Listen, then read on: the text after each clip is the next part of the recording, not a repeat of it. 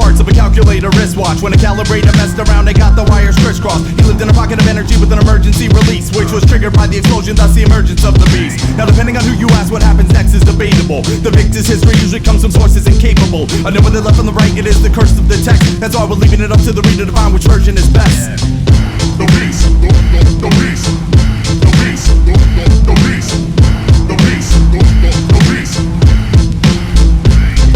One school of thought has the creature painted as a sadist, who always seemed to thrive and only arrive wherever the pain is. He was evil incarnate with the heart of a vacuous void, who targeted innocence with malevolence and he had to destroy. But the other side of the coin said he's been wrongly accused, and those who portray him as a monster are just strongly confused. But no matter which side of the argument, they all can at least agree that nobody's ever experienced anything quite like the beast. He stood about 10 feet tall, but when he hunched, he was just half that. The expression on his face was to be feared and to be laughed at. You didn't have to stare to notice the oddity on his left pec. While other people had a heart, the beast had a cassette deck with a tape that played a heartbeat that was kind and gentle. But when he got mad, it would get stacked, he had to wind it up with a pencil. He had a giant beard which animals used as a nest. Some of the creatures he would shelter, others he would ingest.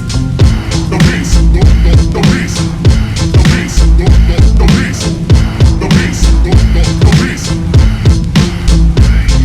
His vocal cords were often the topic of local lore. He had a language which nobody had written or spoke before. Kinda sounded like a dragon was gagging upon an eagle, terrifying at the same time, both noble and regal. And nobody will understand how he always seemed to make sense. And even if they couldn't agree on facts surrounding events, no matter which side of the argument, they all can at least agree that nobody's ever experienced anything quite like the beast.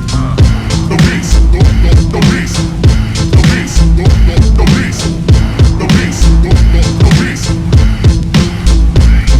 He was driven outside of the county line, delivered a bound and gag. The people were mocking him from the back of the truck while on the ground he dragged. It's true you may be covered in flesh, it's true that you may bleed, but it's also true that we don't like your kind, whatever your kind may be. So they cut him loose and spun the wheels and left him in a cloud, so lonely and pathetic, once majestic and so proud. Even those that cared for him, they didn't dare to interfere. So the only thing left to figure out was where to disappear. So with a hunch much lower than he thought that it could get, he wandered off into the wilderness with a broken cassette. But every now and then the people hear him howling, and it either comforts them or else it has them cowering. And like I said, depending on who you talk to, the story will change. Some will say he was insane and some will call him deranged. But no matter which side of the argument, they all can at least agree that nobody's ever experienced anything quite like the beast.